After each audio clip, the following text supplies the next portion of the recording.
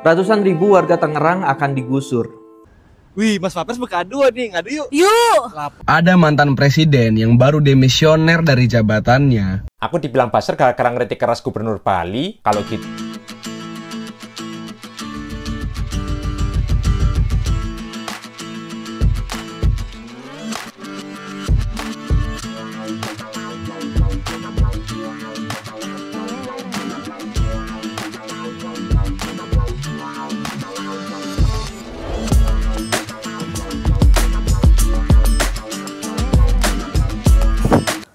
Assalamualaikum warahmatullahi wabarakatuh. Berjumpa kembali dengan Romlia pertama.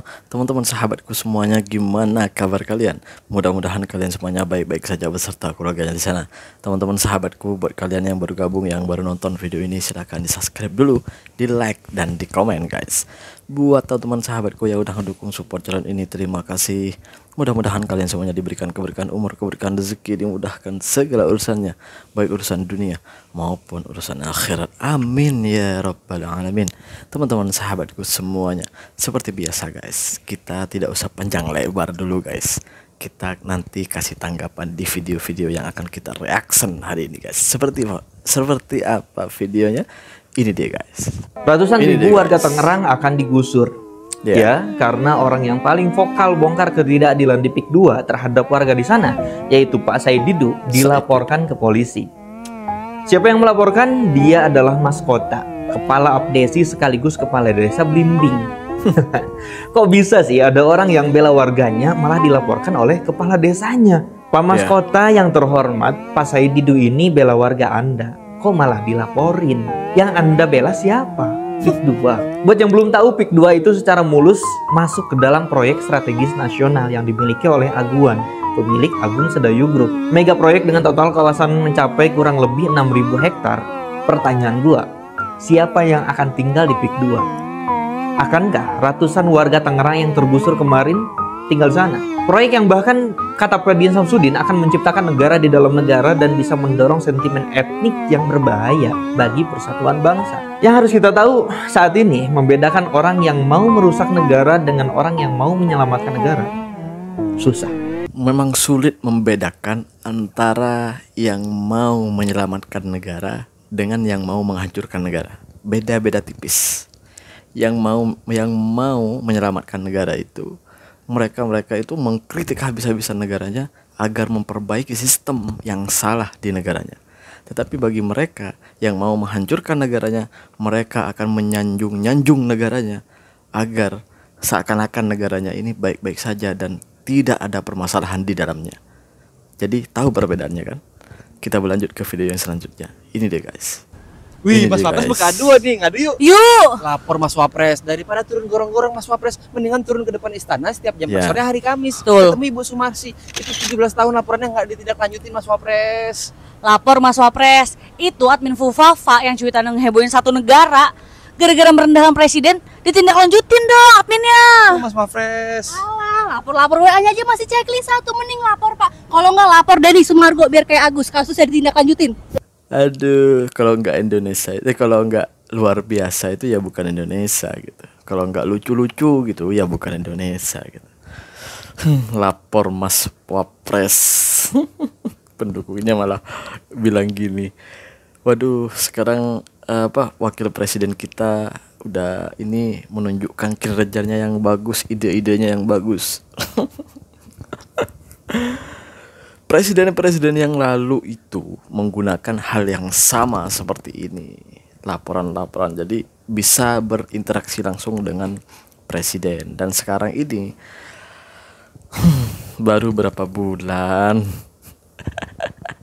temen gue tuh ada yang nyoba untuk melaporkan sesuatu nih ke WhatsApp yang disediakan oleh wakil presiden. Ternyata sudah 2 minggu nggak masuk, masih centang satu, nggak ada centang 2, nggak masuk, nggak terima, apalagi dibalas.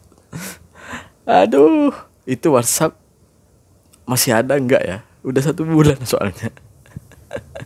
Nomor disebarin kemana-mana. Ternyata ternyata sama aja lah sama pemimpin yang dulu. Kita berlanjut ke video yang selanjutnya. Ini dia guys.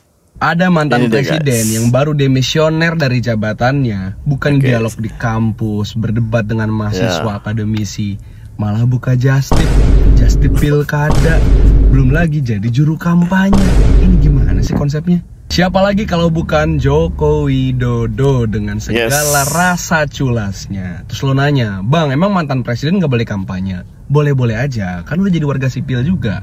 Jangan kan saat jadi mantan presiden, lagi jadi presiden aja, buat Jokowi mah semua boleh dah. Atur aja, ganti aturannya. Cara terbaik menghukum Jokowi dengan segala pelanggaran dan juga kecacatan demokrasi yang dia buat, ketamakan kekuasaan yang dia lakukan, cara terbaik menghukumnya adalah jangan pilih kepala daerah yang di-endorse oleh Joko Widodo. Sederhana, Setuju. singkat, padat. Kita ambil dua contoh endorsement Jokowi kepada calon kepala daerah, yaitu Lutfi di Jateng dan juga Ridwan Kamil di Jakarta. Lo tau nggak? Dua dukungan Jokowi ini itu seperti memvalidasi kalau ternyata saat jadi presiden, ya memang Jokowi itu ikut cawe-cawe. Contohnya Jawa Tengah. Jawa Tengah itu bahkan awalnya harusnya yang maju itu adalah Kaesang, tapi kan MK gagalkan skenario itu. Yang kedua, sebenarnya Gerindra pengennya ngusung Sudaryono, tapi Jokowi ini lobby-lobby. Akhirnya Sudaryononya dijadiin Wamentan dan Lutfinya dimajuin jadi Cagup Jateng. Kenapa Jokowi segitunya pengen menang di Jateng? Gak lain dari Jokowi ingin mempermalukan PDI Perjuangan di kandang sendiri, itu Jateng. Ya ini tuh udah bukan lagi ngomongin soal rakyat ataupun gagasan kesejahteraan. Ini memang konflik of interest saja, dendam pribadi aja. Begitupun di Jakarta yang Jokowi sama, awalnya pengen ngusung Kaesang tapi nggak bisa, MK gagalkan. Yang kedua, dia lakukan segala cara untuk menjegal Anies Baswedan. Dan terciptalah Ridwan Kamil yang jadi produk dari Kim Plus dari Joko Widodo. Jadi kalau sekarang dia mendukung RK dan Lutfi, ya gue bener-bener udah titik gak heran, gak kaget. Cuman nunggu waktunya aja, time will tell gitu. Apa tujuan Jokowi melakukan semua hal ini? Dua hal menurut gue. Yang pertama adalah jelas mempertahankan kekuasaan. Jangan lupa, anak dan juga menantunya masih di kekuasaan. Bobi lagi mau jadi sumut, Gibran sebagai wapres, Kaesang sebagai ketum parpol.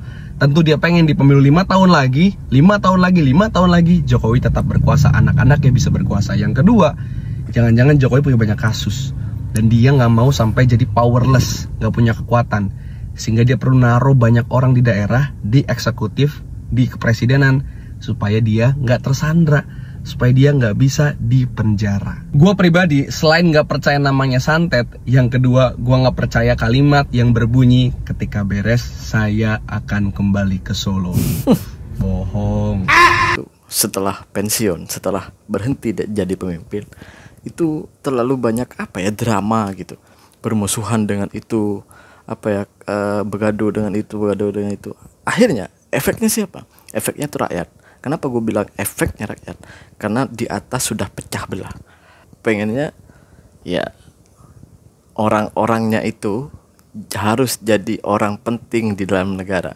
Nggak tahu tuh, mungkin dia banyak kasus. Ya mudah-mudahan enggak sih. Kita berlanjut ke video yang selanjutnya. Ini nih guys. Aku dibilang buzzer gara-gara ngeritik keras Gubernur Bali. Kalau gitu berarti Elon Musk sama Taylor Swift buzzer juga ya. Lo kok bisa? Karena di Pilpres Amerika lalu, Elon Musk terang-terangan mendukung Donald Trump, sementara Taylor Swift menyatakan dukungannya ke Kamala Harris. Tapi bedanya di Amerika nggak saling membazar-bazarkan satu sama lain, karena kalau demokrasinya sehat, justru rakyatnya aktif dan nggak apatis sama politik. Dan aku fokus bahas Bali di pilkada kali ini, karena ngelihat kondisi pariwisata kita udah darurat tuh.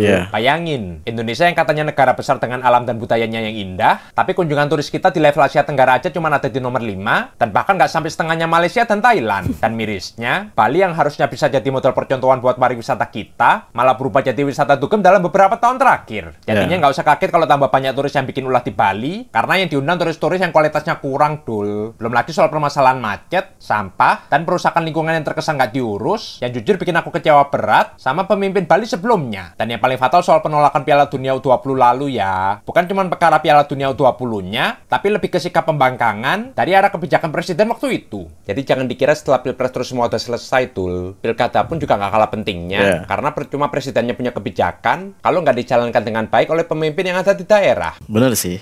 Jadi buat teman-teman yang lagi mau milih pemimpin daerah nih, gubernur atau bupati, silahkan kalian betul-betul lihat dan pelajari itu visi dan misinya. Pengen buat apa sih? pemimpin ini untuk 5 tahun yang akan datang harus lihat, benar-benar lihat. Karena benar kata abang tadi, percuma kita punya presiden baru tetapi pemimpin daerah kita tidak sejalan dengan presiden baru kita, ya maka pembangunan daerah kalian tidak akan efektif gitu.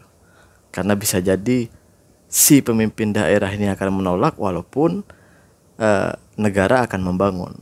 Jadi lihat visi misinya, walaupun tidak separtai dengan presidennya, tapi lihat visi misinya. Kalau pengen dalam visi misinya mau mensejahterakan rakyatnya, pilih dia. Dan yang paling pertama, ketakwaannya. Karena takwa adalah kunci dia akan amanah. Terima kasih buat semuanya. Assalamualaikum warahmatullahi wabarakatuh. Jangan lupa sholawat guys.